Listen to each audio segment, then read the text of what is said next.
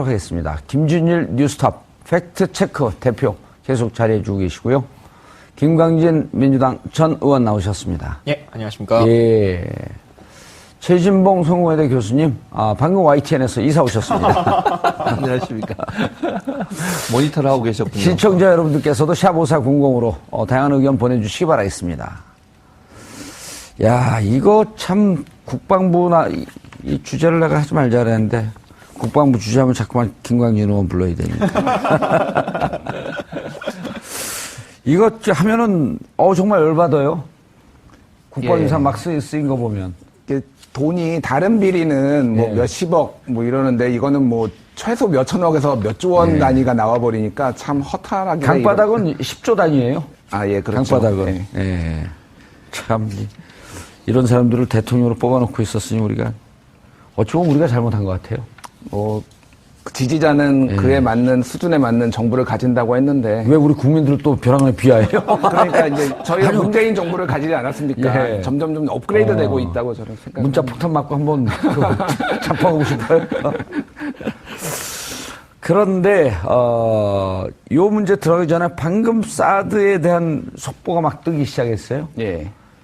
기존에 배치된 발사기 2대 이외에 4대의 발사대가 비공개로 지금 보관되고 있었다. 예, 청와대에서 이제 발표를 지금 했는데요. 굉장히 놀라운 사실이죠. 이게 왜 놀랍냐면은 며칠 전에 국방부에서 이제 보고를 했지 않습니까? 업무 보고를 했는데 이 얘기를 보고를 안 했답니다.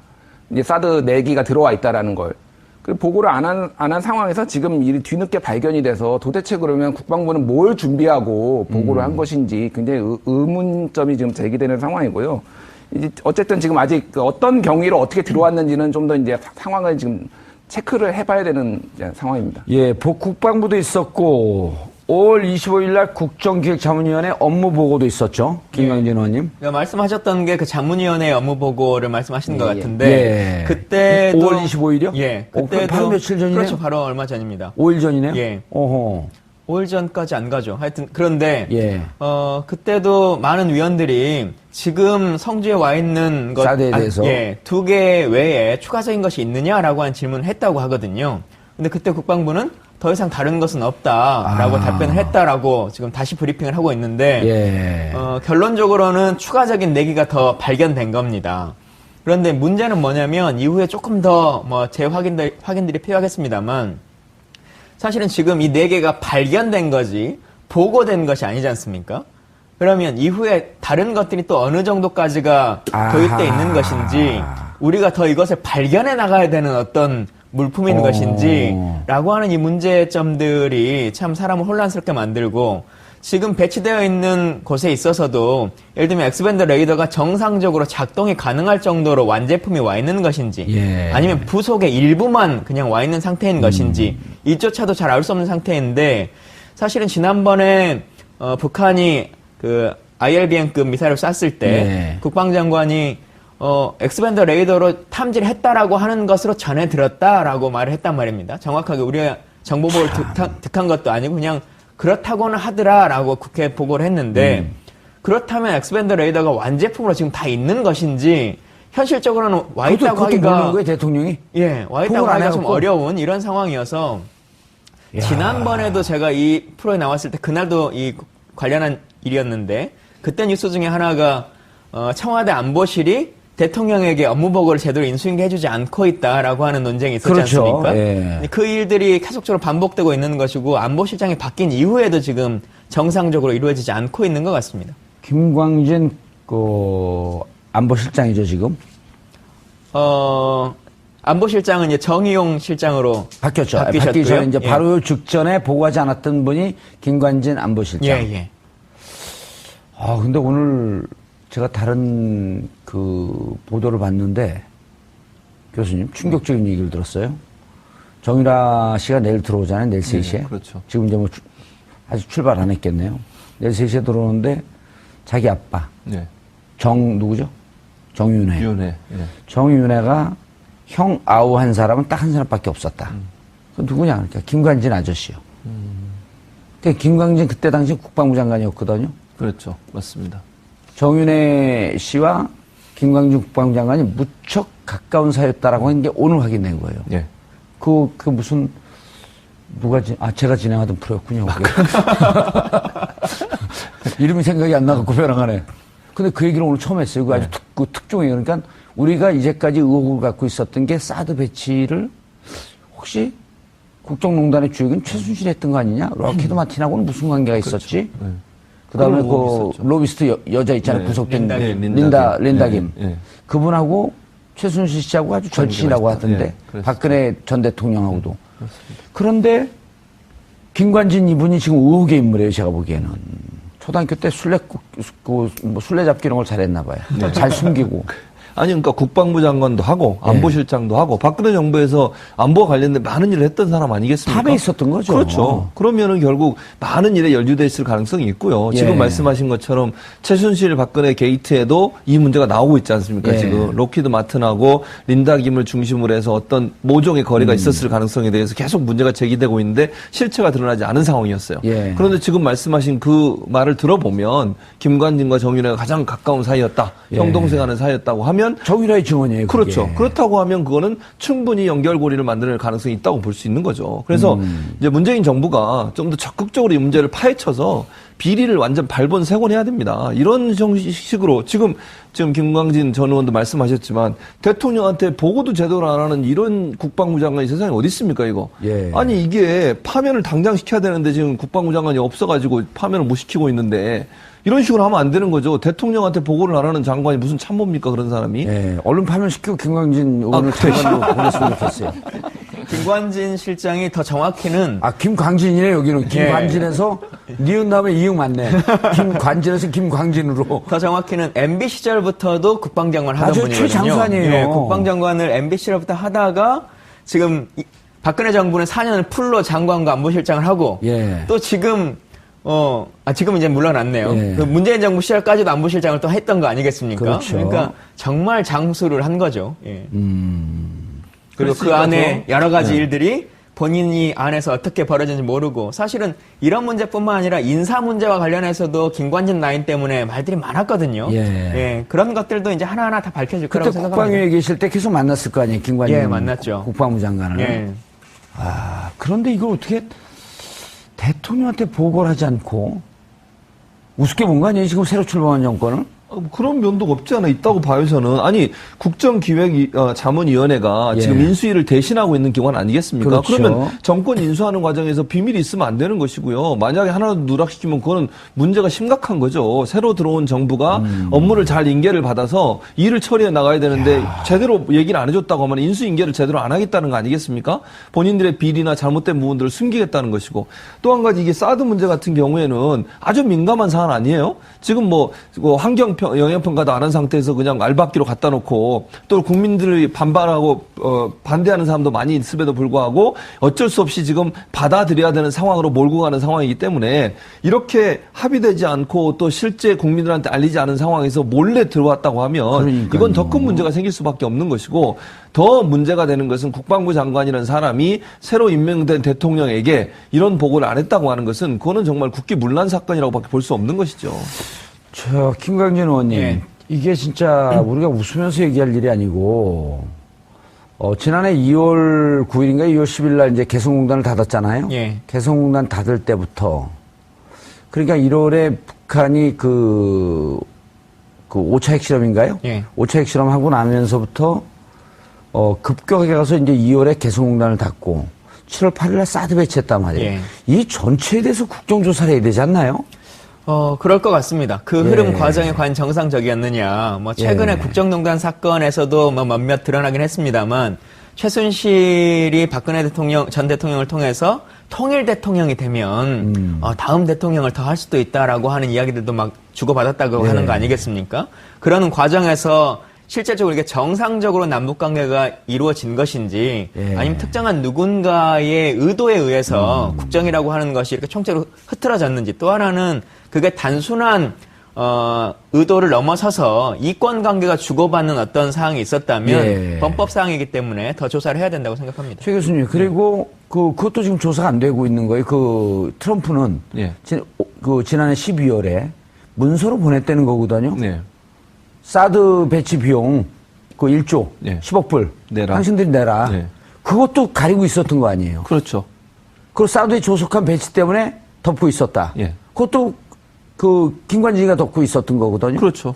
그럼 그것도 문제가 되는 거죠. 이게 나라입니까, 진짜? 그래서 나라를 나라답게 하기 위해서 문재인 대통령이 되셨으니까, 예. 제발 좀 다 조사를 해서 나라를 나라답게 만들었으면 좋겠어요. 그러니까 만약에 그때 당시 사드 들어올 때 그게 알려졌다고 하면 국민들도 분명히 반감을 가졌을 거예요. 예. 돈 내라고 하는데 누가 국민들이 좋아하겠습니까? 사실 소파 협정에도 우리는 부지만 제공하게 돼 있지 돈을 내지는 않도록 돼 있어요. 법적으로도 안 내도록 돼 있는 거를 그렇죠. 미국이 만약 강제적으로 내게 하거나 아니면 요구했다고 하면 사드 배치 문제에서 보수적인 사람들도 반대했을 가능성이 있거든요. 예. 근데 그런 부분들을 숨기고서 만약 했다고 하면 의도적으로 사드를 들여오기 위해서 많은 부분을 비밀로 붙이고 나중에 이제 드러나니까 이제 오리발 내밀듯이 모르겠다는 거 아직도 얘기 안 하고 또는 하나하나씩 얘기하는 이런 식의 예. 태도를 보인 것은 국민을 기만한 행위라고밖에 볼 수 없는 것이죠. 그리고 그 와중에 무슨 내용인지 공개도 하지 않고 그 미국 안보보좌관인 맥마스터를 전화상으로 예, 직접 가서 10번 가까이를 만나고 통화를 하고 했단 말이에요. 예.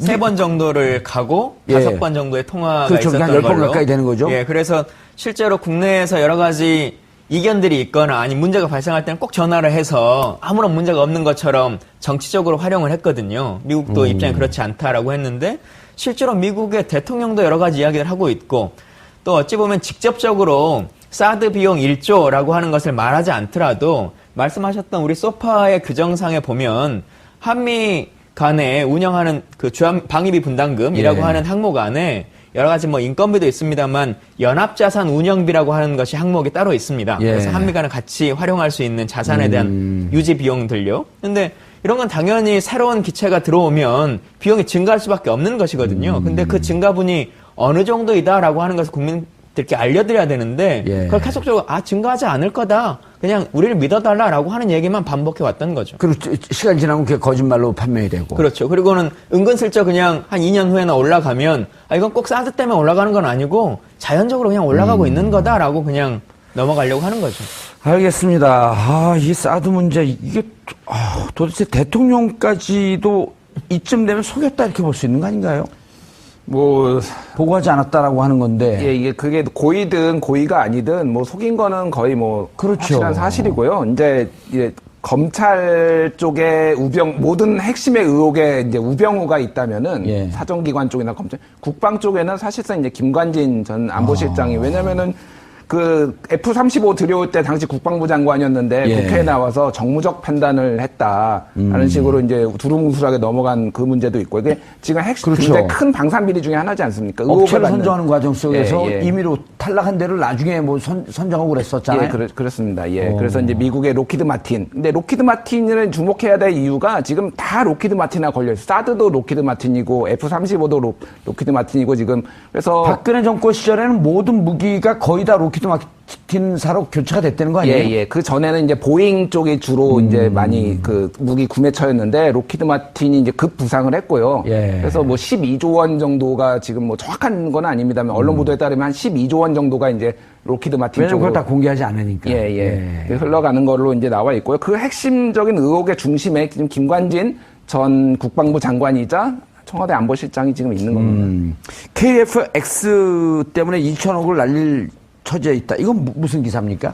예, 그러니까 이제 한국형 차세대 전투기. 예, 한국형 차세대 전투기를 도입을 하면서 이제 F-35를 결국은 이제 미국 로키드 마틴하고 계약을 했지 않습니까? 예. 그러면서 이제 중요한 거는 언제까지 우리가 이제 비행기를 들여올 수는 없으니까 나머지 어떤 핵심적인 기술도 이전에 받자 해서 미사일 기술이라든지 이런 것들을 이제 이전을 받기로 했는데 일방적으로 이제 파기를 해버립니다. 우리는 해줄 수 없다라고. 미국이요? 예, 미국 측에서. 이제 뭐 여러 가지 이유를 댔겠죠. 그래서 이제 한국은 난처해진 거죠, 사실은 이 상황이. 예. 그래서 유럽 업체하고 미사일을 이제 따로 계약을 합니다. 그쪽 그래서 기술 이전을 해주나요? 예, 그러니까 기술 이전을 하는 조건으로 이제 계약을 했는데 갑자기 미국에서 우리 풀렸어, 괜찮아, 이제 해줄게라고 하니까 그러면 또 추가로 비용을 지불한 게 2천억 원이 지금 된 겁니다. 그래서 이거는 조금 제가 설명을 좀 더 드려야 될 것 같은데 그 내용상에 있어서 네. 기본적으로 이제 아까 F-35나 F-15S라고 하는 네. 비행기를 8조 원 가까이 사오는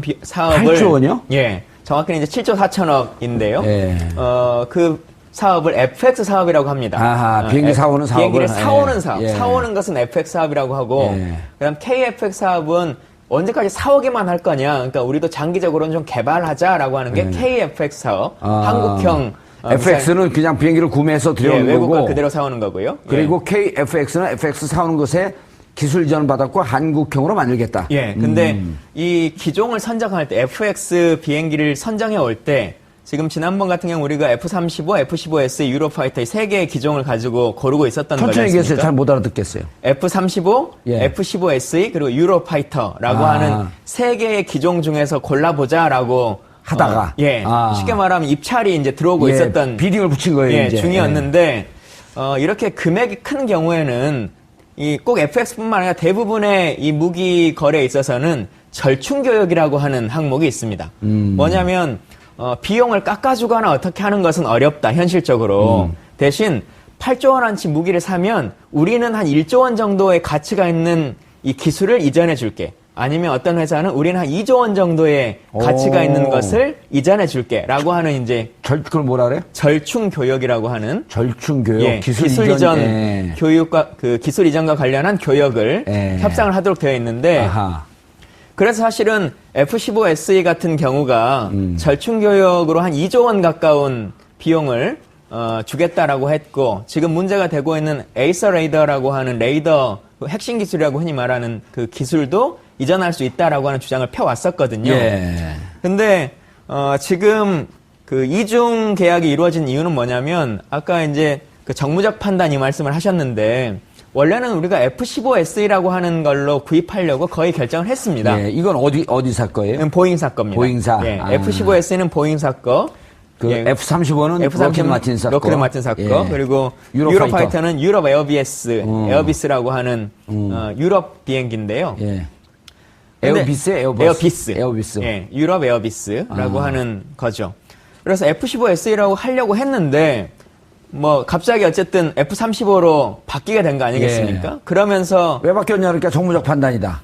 정무적 판단이라는 것은 사실은 국회에 와서 얘기한 건 아니고 방위사업추진위원회라고 기종을 결정하는 회의가 있습니다. 군인들이 하는 회의.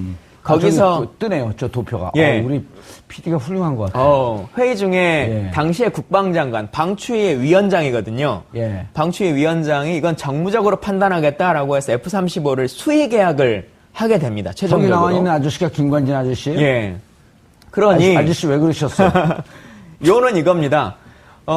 협상을 200원짜리도 아니고 몇 조 원짜리 사업이니까 협상력이 우리한테 있는 7조 것인데 4천억. 이걸 그냥 수의 계약으로 한 업체한테 하게 되니 미국 입장에서는 그래? 그러면 절충 계약 그냥 깎을래. 나 기술 안 줄래. 라고 하는 것이 협상력이 이제 저쪽에 가게 된 거거든요. 칼자루가 저쪽으로 넘어갔네. 그렇죠. 어떻게든 그냥 팔아줘 라고 하는 형식으로 갑자기 오게 된 거예요.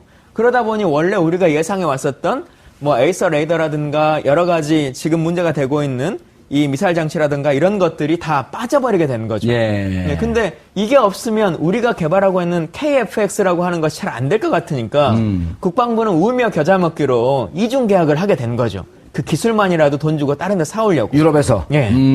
그런 스토리라고 보시면 될 것 같습니다. 그러다가 이제 유럽에서 기술을 가져오려고 하니까 미국에서 주겠다. 그럼 2천억을 허공에 날아간 거네요. 그렇죠. 그러니까 이거는 결국 국민의 세금을 본인들의 정무적 판단 때문에 다 날린 거 아니겠습니까? 누리사업 1년 예산이 그 천억이 안 되지 않나요? 700억인가 이렇게 알고 있는데. 정부가 하는 게 860억 정도? 누리사업이. 그거 안 주려고 800 몇십억도 안 내놓으려고 그랬던 사람들이 2천억이 그냥. 누리사업 3년 할 수 있는 거예요. 그러니까요. 그 돈도 안 내놓는다고 절대로 못 내놓겠다고 했던 거 아니겠습니까? 박근혜 정부가. 그랬던 박근혜 정부가 2천억 원을 그냥 날려버린 거 아니에요. 자기들의 정무적 판단이라고. 근데 그 정무적 판단이라는 건 정치적 선택 아니겠습니까? 그 정치적 선택에 지금 안민석 의원의 증언에 따르면 최순실 박근혜 또는 최순실 정윤회 이 두 사람이 개입돼 있다. 이렇게 지금 얘기를 하고 있는 상황이거든요. 그렇죠. 이 방위산업은 김광진 의원님도 잘 아시겠지만 미국의 최고의 로비스트들이 다 붙는 거 아니에요? 그렇죠. 그리고 실제 뭐 우리 정부에서도 이와 관련해서 일정 정도의 비용을 뭐 로비스트라고 불리는 사람은 아닙니다만 그렇게 칭하지는 않습니다만 그 비용들로 지급할 수 있도록 하고 있거든요. 그리고 이 사항 같은 경우는 FMS 사업이라 그래가지고 미국 정부와 또 재계약을 하도록 되어 있어요. 그래서 FMS 비용이라고 하는 그 추가 수료까지 이렇게 나가는 어떤 복합적인 사업인데 많은 사람은 이익을 받겠죠. 예. 그러면서 정말 심각한 문제 중에 하나는 뭐냐면 실제로 공군의 입장에서는 세 개의 기종 중에서도 뭐 일단 다 괜찮다라고 하는 것까지는 입장이긴 했는데 60대가 필요하다라고 예. 하는 게 공군의 입장이었습니다. 현재 우리의 전력 방어를 생각하면.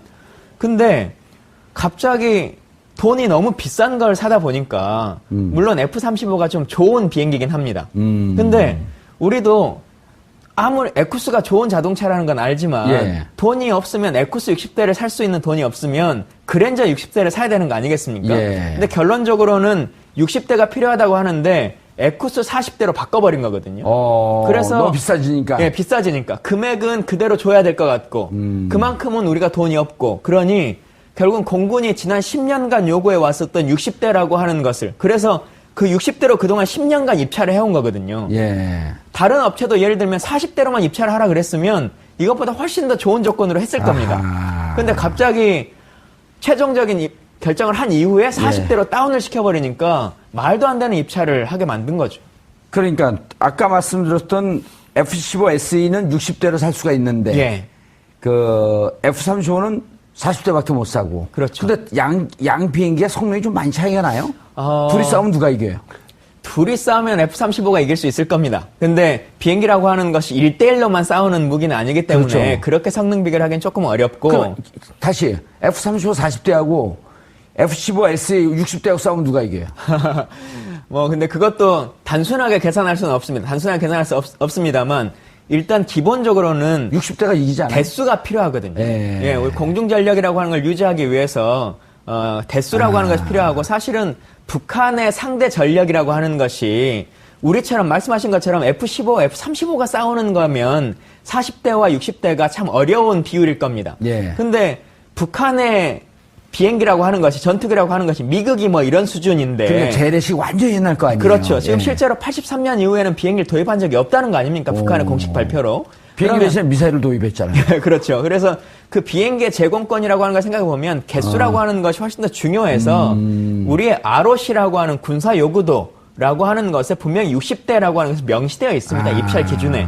근데 그것을 그냥 깎아버린 거죠. 팩트체크 기자님. 김관진 국방장관 여기서 무슨 일을 했어요? 이 와중에? 그냥 정무적 판단만 하고 있었어요? 그러니까 그 방위사업청이라는 조직이 이제 이런 조달을 다 하는 건데 기본적으로 이제 방위사업청은 국방부 산 아니에요? 예. 국방부 장관이 이제 감독하는 거거든요. 그래서 이제 그러니까 결국은 이 결정 과정에는 결정적인 역할을 한 게 김관진 국방부 장관이었다. 이렇게 볼 수 있는 거 아닌가요? 그렇게 이제 책임을 져야 되는 입장이기 때문에 결국 그래서 이제 방추위에 나와서 이제 설명도 하고 그런 거고, 아까 그 김광진 전 의원께서 말씀하셨지만은 누군가는 이게 기종이 바뀌면서 큰 이익을 받거든요. 예. 근데 그게 이제 누구냐라는 거는 이제 좀 더 조사가 필요한 부분이죠. 그러니까. 교수님, 이게 이명박 정부 시절에 박근혜 정부 시절에 아니면 양 정부를 다 걸쳐 있었던 거예요? 뭐 실제적으로 보면 양 정부를 다 거쳤다고 봐야 돼요. 그러니까 박근혜 정부에서 실제 실행은 됐지만 그전에도 계속 이 논의가 있었거든요. 그러니까 F-35로 결정되는 과정은 이명박 정부 시절인가요? 아니면은 그건 박근혜 정부입니다. 박근혜 그건 정부. 최종적으로 한 2년 정도의 텀에서 한 것이고요. 기억나네요. 그 2012년 정권이 넘어가는 무렵에 차세대 전투기 사업은 다음 정부에 넘겨라. 예. 그래서 우리가 그때 조롱 섞인 말로 이렇게 얘기했어요. 그걸 우리가 먹을 거니까 그 떡은 놓고 가.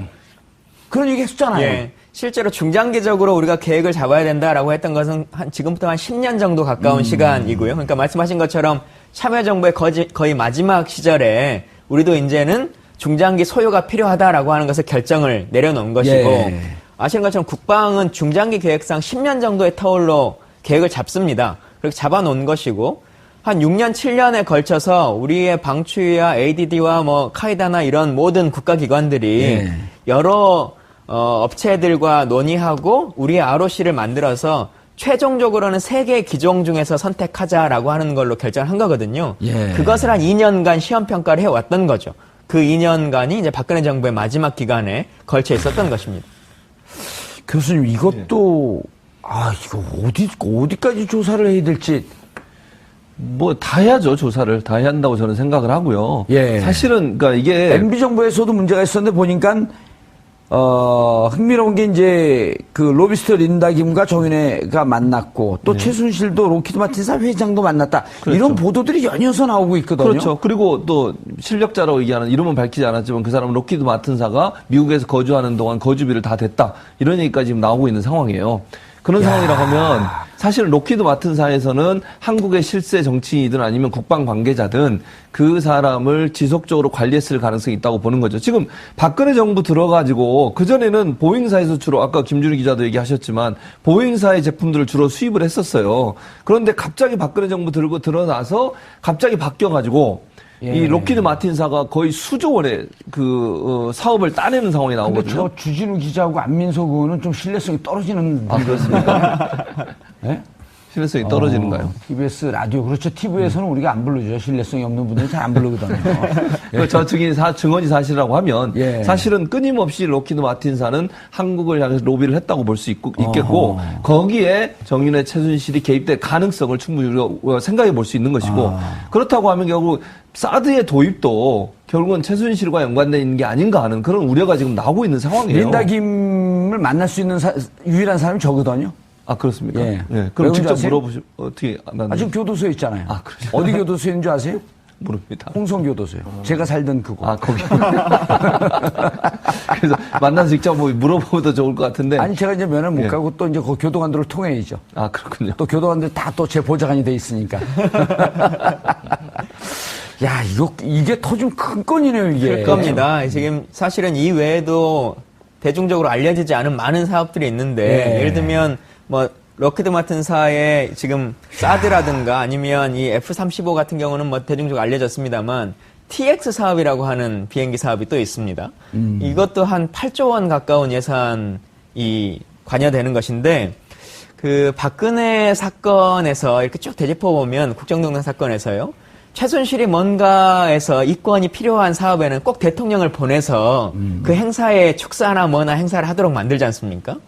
대통령이 개별 기업에, 특히나 방산 기업의 어떤 착공식이나 이런 것에 가서 축사를 할 일은 거의 없는 것인데, 카이라고 하는 한국우주항공이 로키드 마틴과 합자해가지고 만드는 TX라고 하는 비행기 사업이 있습니다. 이 TX의 개조 사업에 대통령이 직접 가서 축사를 하거든요. 이례적인 일이라고 그 당시에도.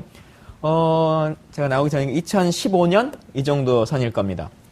그래서 이조차 그때 당시에는 이런 국정농단 사건이라고 하는 것이 이 기사 저도 봤네요. 전이어서 어떻게 대통령이 개별 기업도 아닌 그것도 해외 기업의 방산 관련한 것에 가서 우리 대통령 군통수권자가 축사를 할 수가 있지라고 하는 것이 한간에 엄청 떠들었었거든요. 그게 또 로키드 마틴사의 투자인데 과연 대통령은 그 자리에 누구의 조언으로 가서 축사를 했을 것이냐라고 하는 것들이 1+1 조언밖에 더 있겠어요? 그런 것들을 조사를 해봐야겠죠. 누구 조언으로 생각하세요? 이제 감옥 갔으니까 걱정 말고 얘기하세요. 명예훼손을 걸 사람들도 없어요. 근데 여튼 가방 하나 드는 것도 전부 다 최순실 씨와 연관이 되는 거지 않습니까? 여기 간 것도 최순실 씨가 가라 그래서 연관될 거라고 생각합니다. 이때 당시에는 이제 정윤회하고는 관계가 끊어질 때인데. 끊어질 때라고 보겠죠. 그렇죠.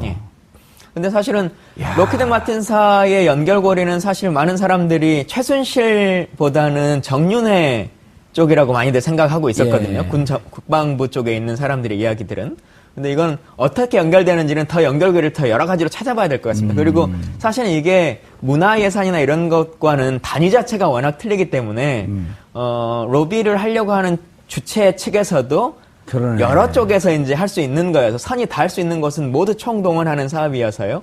꼭 한 군데랑 연결이 되냐 안 되냐만의 문제는 아닐 거라고 생각합니다. 아니 제 친척 중에 한 분이 그 보잉사 아시아 총책임자였었거든요. 그 오늘은 없어졌어요. 봤더니 보잉사는 아시아에 대한 사업이 이제 거의 아시아에서 이제 주로 중국 같은 경우는 미국에서 무기 수입하지 않잖아요. 자체 개발하고. 보니까 아시아에서 제일 큰 시장이 일본과 한국인데 한국 시장이 더 큰데 여기로 책임지고 있다가 가버린 거예요. 로키드 마틴은 다 넘어가니까. 그렇죠. 아까 나왔던 그 주모 기자의 표현에 따르면 그 로키드 마틴의 한국 매출이 100배가 넘었다는 거예요. 그러니까 2010년부터 5년간 800억밖에 아니었어요. 10년부터 2015년까지는. 그런데 박근혜 정부 들어서 2015년부터 2021년까지 이제 앞으로 투자할 것까지 하면 21조 원. 그러니까 거의 800억에서 12조 원이군요. 12조 원 가량으로 늘어났다는 거죠. 야, 그러니까 100배가 넘네, 진짜. 그러니까요. 8조는 100배 아니에요. 800억, 8천억, 8조. 12조면 150배. 그렇죠. 그 정도 늘어난 거죠. 주진우 기자 얘기가 맞네. 이제 이름을 밝혀도 되는 맞으니까.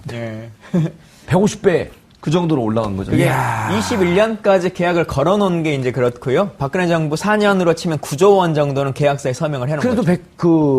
그래도 100배가 되는 거죠. 100배가 되는 거네. 야, 10년서부터 15년까지가 800억인데 15년서부터 21년까지 12조. 그리고 지금 현재까지 9조 원. 2012년서부터 16년 12월 9일까지죠. 탄핵이니까 이때까지 9조 원. 35억은 누가 가져갔을까? 야, 이거는 진짜 어마어마한 돈입니다. 아니, 그러니까 이쪽 기자들이, 이거 추적하는 기자들이 무슨 얘기를 했냐면, 팩트 체커. 기자들이 무슨 얘기 했냐면, 이 국정농단 사건, 그리고 삼성로또 지원, 미르재단, K스포츠재단, 이건 빙산의 일각이다. 푼돈, 빙산의 일각, 이런 거 많이 하루 저녁 그냥 백반값. 그래서 이게. 백반이 400억, 500억 갖고 백반을 먹는. 그러니까 두 가지 이제 방향성이 있는 거예요. 하나는 이제 수사와 조사를 통해서 이제 비리를 밝혀내는 것이 하나 있고요.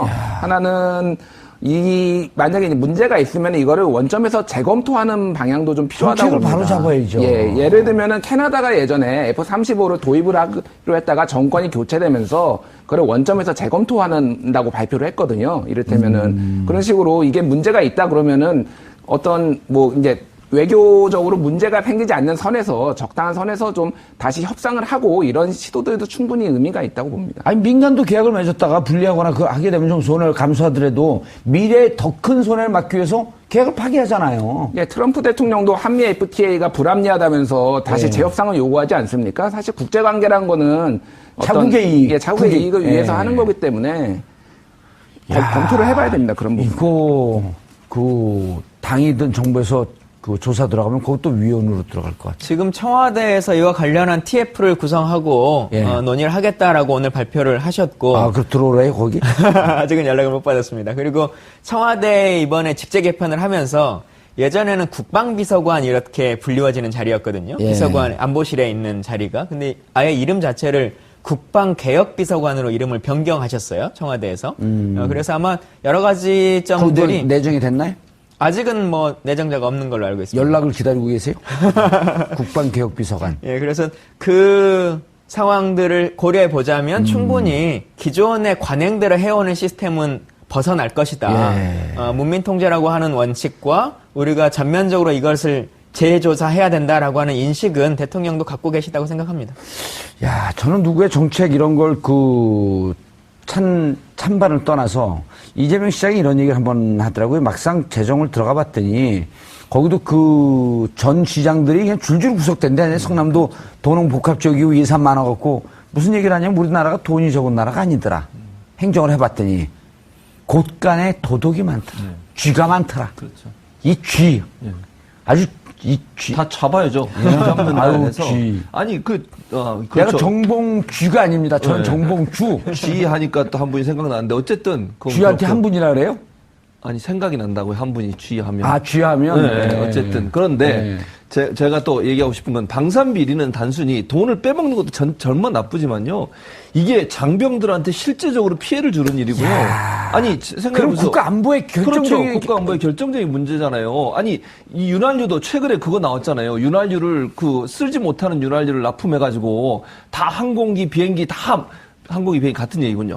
비행기, 항공기, 그 다음에 함정 있잖아요. 거기에 윤활유 잘못 넣은 거 집어넣어가지고 다 망가뜨리고 또 옷도 제대로 지급도 안 하고 이게 결국은 방산비리의 원천 아니겠습니까? 방산비리가 장병들의 생활이나 국방에 엄청난 영향을 미치는 거예요. 방산비리는 이적행위다라고 하는 것이 명확한 거죠. 맞아요. 최근에 김종대 의원 얘기에 따르면 이런 데서 돈이 새니까 무슨 일이 벌어지냐면 군 부대에다가 지금 드론을 다 배치했대요. 2천만 원, 3천만 원짜리 때는 드론을 배치하고 하나도 그걸 안 쓴대요. 날마다 닦고 신주처럼 모셔놓은대요. 왜냐면 고장 나면은 보수할 수 있는 비용이 없으니까. 훈련할 때요, 총을 들고 실탄을 쓰면 안 돼갖고 입으로 빵빵빵빵빵 쏘면서 간대. 이게 동네 전쟁 놀이도 아니고. 이런데 돈이 빠지니까 정작 훈련을 받아야 할 때, 정작 안전을 지켜야 할 때 아무것도 못하고 있는 거예요. 그래서 이거는 발본색원을 해야 됩니다. 이 사람들은. 그리고 앞으로 이 돈 먹는 이 구조를 없애야 될 거 아니에요. 그렇죠. 맞습니다. 아, 이거 어떻게 해야 되나? 이게 방송만 하고 이게 열받아갖고 방송을 못 하겠는데. 국방장관으로 가시죠. 누구 저요? 네. 저는 지금 방송을 해야 돼요. 여기가 빠지면 국민의 안전이 펑크가 나는 거예요. 아이고, 참. 우리 김광진 의원이 빨리 가야겠네. 네. 국방개혁비서관으로. 알겠습니다. 4대강 사업의 정책 결정 과정을 꼼꼼하게 들여다보겠다고 결정한 데 이어 문재인 정부는 이전 정권에서 벌어진 방만한 방위 사업에 관해서도 점검을 하겠다는 입장을 밝혔습니다. 방위 사업은 국가와 국민의 안전과 직결된 재정 사업이므로 결정 과정에 대한 검토는 피할 수 없을 것으로 보입니다. 군이라는 특수성 때문에 국민에게 공개되지 않았던 비공개성, 은밀성 때문에 더욱더 철저하게 점검되어야 할 것으로 보입니다. 아울러 MB 정권에서 이루어진 자원외교 점검 또한 필요할 것으로 보입니다. 방위산업과 관련된 비리 의혹은 매 정권마다 있어왔던 일이지만 MB 정권 시절에는 그리고 박근혜 정권 시절에는 더 많은 의혹이 공공연한 소문으로 돌기도 했습니다. 심지어는 국가가 재테크 수단이라는 조롱까지 나왔을 정도로 국가 재정을 악용한 여러 의혹이 있었기에 더욱더 철저한 조사가 필요할 것으로 보입니다. 국민의 세금은 눈먼 돈이 아닙니다. 국가 재정이고 국민과 국가 등 공적 목적을 위해 사용해야 한다는 지극히 상식적인 선례를 이제는 남길 때가 된 것 같습니다. 알면서도 국가 재정을 고의로 탕진했거나 이 과정에서 자신들의 재테크를 위해 이 돈들이 사용되었다고 한다면 반드시 처벌되어야 할 것입니다. 법을 위반하고 죄를 지으면 지위고하를 막론하고 반드시 감옥에 한다는 상식이 통용되는 사회를 이제는 만들어야 합니다. 완제품이 와 있는 것인지 아니면 부속의 일부만 그냥 와 있는 상태인 것인지 이조차도 잘 알 수 없는 상태인데 사실은 지난번에 북한이 그 IRBM급 미사일을 쐈을 때 국방장관이 엑스밴더 레이더로 탐지를 했다라고 하는 것으로 전해 들었다라고 말을 했단 말입니다. 정확하게 우리가 정보보를 득한 것도 아니고 그냥 그렇다고는 하더라라고 국회에 보고를 했는데 그렇다면 엑스밴더 레이더가 완제품으로 지금 다 있는 것인지 현실적으로는 와 있다고 하기가 모르는 거예요, 대통령이? 와 있다고 하기가 좀 어려운 이런 상황이어서 지난번에도 제가 이 프로에 나왔을 때 그날도 이 관련한 일이었는데 그때 뉴스 중에 하나가 청와대 안보실이 대통령에게 업무보고를 제대로 인수인계해주지 않고 있다라고 하는 논쟁이 있었지 않습니까? 그 일들이 계속적으로 반복되고 있는 것이고 안보실장이 바뀐 이후에도 지금 정상적으로 이루어지지 않고 있는 것 같습니다. 김광진 안보실장이죠 지금? 안보실장은 이제 정의용 실장으로 바뀌었죠. 바뀌셨고요. 바뀌기 전에 이제 바로 직전에 보고하지 않았던 분이 김광진 안보실장. 근데 오늘 제가 다른 그 보도를 봤는데 교수님 충격적인 얘기를 들었어요. 정유라 씨가 내일 들어오잖아요. 내일 3시에. 그렇죠. 지금 이제 뭐 아직 출발 안 했겠네요. 내일 3시에 들어오는데 자기 아빠 누구죠? 정윤회. 정윤회가 형 아우한 사람은 딱 한 사람밖에 없었다. 그 누구냐? 그러니까 김관진 아저씨요. 그러니까 김광진 그때 당시 국방부 장관이었거든요. 그렇죠. 맞습니다. 정윤회 씨와 김광진 국방부 장관이 무척 가까운 사이였다라고 하는 게 오늘 확인된 거예요. 그 무슨 제가 진행하던 프로였군요. 이름이 생각이 안 나갖고 벼랑하네. 근데 그 얘기를 오늘 처음 했어요. 그 아주 특종이에요. 그러니까 우리가 이제까지 의혹을 갖고 있었던 게 사드 배치를 혹시 국정농단의 주역인 최순실이 했던 거 아니냐? 락히드 마틴하고는 무슨 관계가 있었지? 그 다음에 그 로비스트 여자 있잖아요. 구속된 린다 김. 그분하고 최순실 씨하고 아주 절친이라고 하던데. 박근혜 전 대통령하고도. 그런데 김관진 이분이 지금 의혹의 인물이에요. 제가 보기에는. 초등학교 때 술래잡기 이런 걸 잘했나 봐요. 잘 숨기고. 아니 그러니까 국방부 장관도 하고 안보실장도 하고 박근혜 정부에서 안보와 관련된 많은 일을 했던 사람 아니겠습니까? 탑에 있었던 거죠. 그렇죠. 그러면은 결국 많은 일에 연루돼 있을 가능성이 있고요. 지금 말씀하신 것처럼 최순실 박근혜 게이트에도 이 문제가 나오고 있지 않습니까? 지금 로키드 마틴하고 린다 김을 중심으로 해서 어떤 모종의 거래가 있었을 가능성에 대해서 계속 문제가 제기되고 있는데 실체가 드러나지 않은 상황이었어요. 그런데 지금 말씀하신 그 말을 들어보면 김관진과 정윤회가 가장 가까운 사이였다. 형동생하는 사이였다고 하면 정윤회의 증언이에요. 그게. 그렇죠. 그렇다고 하면 그거는 충분히 연결고리를 만드는 가능성이 있다고 볼 수 있는 거죠. 그래서 이제 문재인 정부가 좀 더 적극적으로 이 문제를 파헤쳐서 비리를 완전 발본색원해야 됩니다. 통째로 흐트러졌는지 또 하나는 그게 단순한 의도를 넘어서서 이권 관계가 주고받는 어떤 사항이 있었다면 범법 사항이기 때문에 더 조사를 해야 된다고 생각합니다. 최 교수님, 그리고 그것도 지금 조사가 안 되고 있는 거예요. 그 트럼프는 지난해 12월에 문서로 보냈다는 거거든요. 사드 배치 비용 그 1조 10억 불 내라. 당신들이 내라. 그것도 가리고 있었던 거 아니에요. 그렇죠. 그 사드의 조속한 배치 때문에 덮고 있었다. 그것도 그 김관진이가 덮고 있었던 거거든요. 그렇죠. 그럼 그것도 문제가 되는 거죠. 이게 나라입니까 진짜? 그래서 나라를 나라답게 하기 위해서 문재인 대통령이 되셨으니까 제발 좀 다 이거 다 조사를 해서 나라를 나라답게 만들었으면 좋겠어요. 그러니까 만약에 그때 당시 사드 들어올 때 그게 알려졌다고 하면 국민들도 분명히 반감을 가졌을 거예요. 돈 내라고 하는데 누가 국민들이 좋아하겠습니까? 사실 소파 협정에도 우리는 부지만 제공하게 돼 있지 돈을 내지는 않도록 돼 있어요. 법적으로도 안 내도록 돼 있는 거를 미국이 만약 강제적으로 내게 하거나 아니면 요구했다고 하면 사드 배치 문제에서 보수적인 사람들도 반대했을 가능성이 있거든요. 근데 그런 부분들을 숨기고서 만약 했다고 하면 의도적으로 사드를 들여오기 위해서 많은 부분을 비밀로 붙이고 나중에 이제 드러나니까 이제 오리발 내밀듯이 모르겠다는 거 아직도 얘기 안 하고 또는 하나하나씩 얘기하는 이런 식의 태도를 보인 것은 국민을 기만하는 행위라고밖에 볼 수 없는 것이죠. 그리고 그 와중에 무슨 내용인지 공개도 하지 않고 그 미국 안보보좌관인 맥마스터를 전화상으로 직접 가서 10번 가까이를 만나고 통화를 하고 그랬단 말이에요.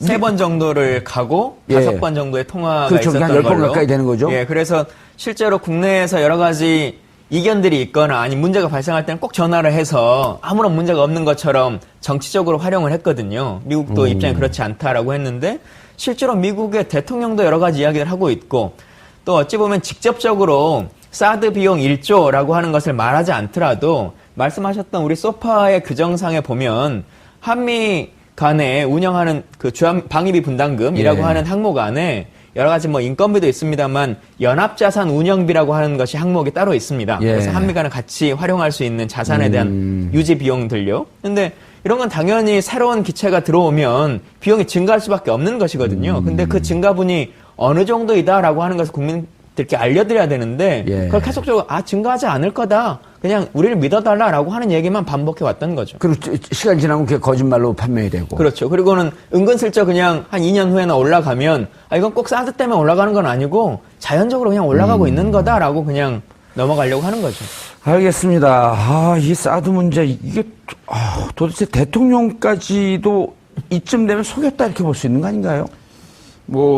보고하지 않았다라고 하는 건데. 이게 그게 고의든 고의가 아니든 속인 거는 거의 확실한 사실이고요. 이제 검찰 쪽에 모든 핵심의 의혹에 이제 우병우가 있다면은 사정기관 쪽이나 검찰, 국방 쪽에는 사실상 이제 김관진 전 안보실장이 왜냐면은 그 F-35 들여올 때 당시 국방부 장관이었는데 국회에 나와서 정무적 판단을 했다 하는 식으로 이제 두루뭉술하게 넘어간 그 문제도 있고 이게 지금 굉장히 큰 방산 비리 중에 하나지 않습니까? 업체를 선정하는 과정 속에서 임의로 탈락한 데를 나중에 선정하고 그랬었잖아요. 그렇습니다.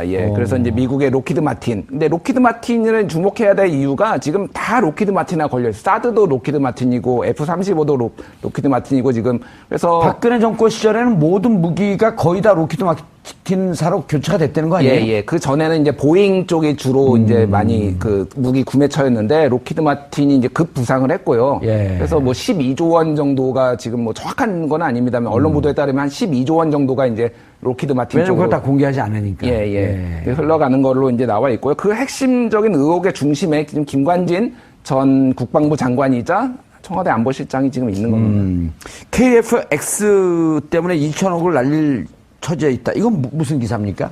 예, 그러니까 이제 한국형 차세대 전투기. 예, 한국형 차세대 전투기를 도입을 하면서 이제 F-35를 계약을 결국은 이제 미국 로키드 마틴하고 계약을 했지 않습니까? 예. 그러면서 이제 중요한 거는 언제까지 우리가 이제 비행기를 들여올 수는 없으니까 나머지 어떤 핵심적인 기술도 이전에 받자 해서 미사일 기술이라든지 이런 것들을 이제 이전을 받기로 했는데 일방적으로 이제 파기를 해버립니다. 우리는 해줄 수 없다라고. 미국이요? 예, 미국 측에서. 이제 뭐 여러 가지 이유를 댔겠죠. 그래서 이제 한국은 난처해진 거죠, 사실은 이 상황이. 예. 그래서 유럽 업체하고 미사일을 이제 따로 계약을 합니다. 그쪽 기술 이전을 해주나요? 예, 그러니까 기술 이전하는 조건으로 이제 계약을 했는데 갑자기 미국에서 우리 풀렸어, 괜찮아, 이제 해줄게라고 하니까 그러면 또 추가로 비용을 지불한 게 2천억 원이 지금 된 겁니다. 그래서 이거는 조금 제가 설명을 좀 더 드려야 될 것 같은데 그 내용상에 있어서 네. 기본적으로 이제 아까 F-35나 F-15S라고 하는 네. 비행기를 8조 원 가까이 사오는 사업을 8조 원이요? 예, 정확히는 이제 7조 4천억인데요. 네.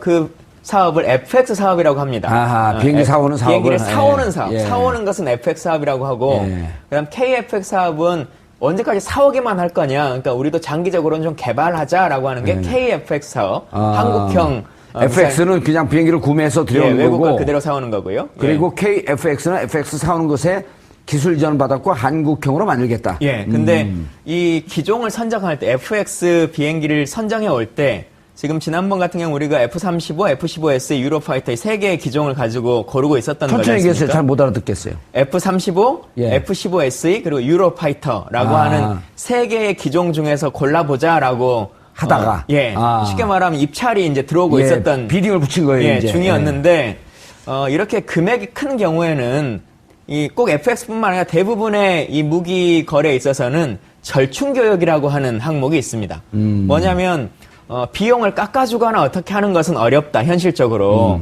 대신 하겠습니다. 김준일 뉴스톱 팩트체크 대표 계속 자리해주고 계시고요.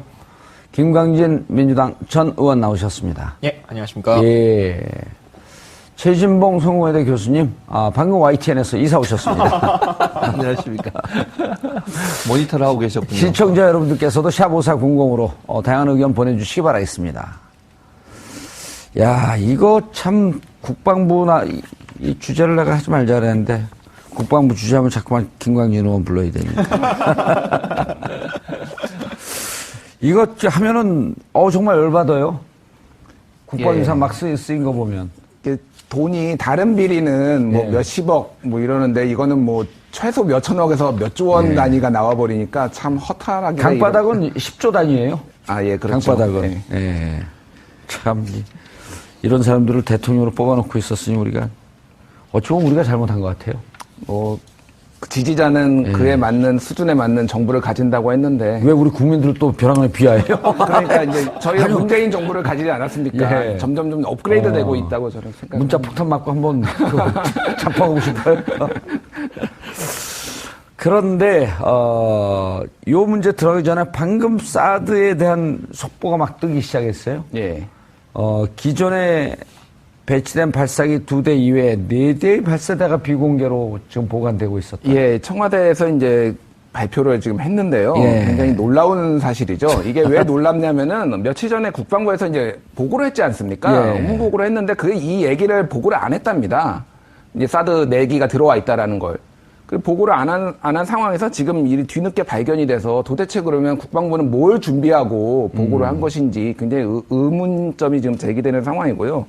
이제 어쨌든 지금 아직 어떤 경위로 어떻게 들어왔는지는 좀 더 이제 상황을 지금 체크를 해봐야 되는 상황입니다. 예, 국방부도 있었고 5월 25일 날 국정기획자문위원회 업무 보고도 있었죠. 김광진 의원님. 그러니까 말씀하셨던 게 그 자문위원회 업무 보고를 말씀하시는 것 예. 같은데 그때도 5월 25일이요? 예, 그때도 바로 며칠 전이네요. 그렇죠, 바로 얼마 전입니다. 5일 전이네요. 예. 오호.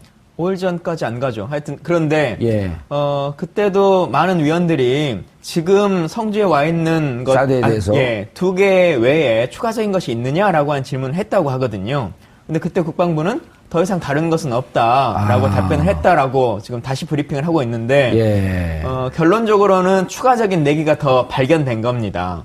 그런데 문제는 뭐냐면 이후에 조금 더 재확인들이 필요하겠습니다만 사실은 지금 이 4개가 발견된 거지 보고된 것이 아니지 않습니까? 그러면 이후에 다른 것들이 또 어느 정도까지가 도입되어 있는 것인지 우리가 더 이것을 발견해 나가야 되는 어떤 물품인 것인지라고 하는 이 문제점들이 참 사람을 혼란스럽게 만들고 지금 배치되어 있는 곳에 있어서도 예를 들면 엑스밴드 레이더가 정상적으로 작동이 가능할 정도 이런 형식으로 지금 김광진 전 의원도 말씀하셨지만 대통령한테 보고도 제대로 안 하는 이런 국방부 장관이 세상에 어디 있습니까 이거? 예. 아니 이게 파면을 당장 시켜야 되는데 지금 국방부 장관이 없어가지고 파면을 못 시키고 있는데 이런 식으로 하면 안 되는 거죠. 대통령한테 보고를 안 하는 장관이 무슨 참모입니까 그런 사람이? 예. 얼른 파면시키고 김광진 의원을 장관으로 보냈으면 좋겠어요. 김관진 실장이 더 정확히는 김광진이네 여기는. 김관진에서 니은 다음에 이응 맞네.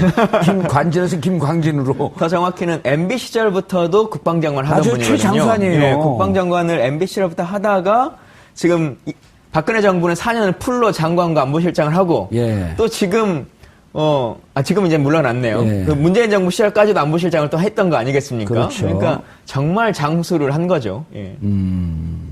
그리고 그 안에 여러 가지 일들이 본인이 안에서 어떻게 벌어지는지 모르고 사실은 이런 문제뿐만 아니라 인사 문제와 관련해서도 김관진 라인 때문에 말들이 많았거든요. 예. 그런 것들도 이제 하나하나 다 밝혀질 거라고 그때 생각합니다. 국방위에 계실 때 계속 만났을 거 아니에요, 김관진. 예, 만났죠. 국방부 장관을. 예. 그런데 이걸 어떻게 대통령한테 보고를 하지 않고 우습게 본 거 아니에요, 지금 새로 출범한 정권은? 그런 면도 없지 않아 있다고 봐요 저는. 아니 국정기획자문위원회가 예. 지금 인수위를 대신하고 있는 기관 아니겠습니까? 그렇죠. 그러면 정권 인수하는 과정에서 비밀이 있으면 안 되는 것이고요. 만약에 하나라도 누락시키면 그거는 문제가 심각한 거죠. 새로 들어온 정부가 업무를 잘 인계를 받아서 일을 처리해 나가야 되는데 제대로 얘기를 안 해줬다고 하면 인수 인계를 제대로 안 하겠다는 거 아니겠습니까? 본인들의 비리나 잘못된 부분들을 숨기겠다는 것이고 또 한 가지 이게 사드 문제 같은 경우에는 아주 민감한 사안 아니에요? 지금 뭐 환경 영향평가도 안 한 상태에서 그냥 알박기로 갖다 놓고 또 국민들이 반발하고 반대하는 사람도 많이 있음에도 불구하고 어쩔 수 없이 지금 받아들여야 되는 상황으로 몰고 가는 상황이기 때문에 이렇게 합의되지 않고 또 실제 국민들한테 알리지 않은 상황에서 몰래 들어왔다고 하면 그러니까요. 이건 더 큰 문제가 생길 수밖에 없는 것이고 더 문제가 되는 것은 국방부 장관이라는 사람이 새로 임명된 대통령에게 이런 보고를 안 했다고 하는 것은 그거는 정말 국기문란 사건이라고밖에 볼 수 없는 것이죠.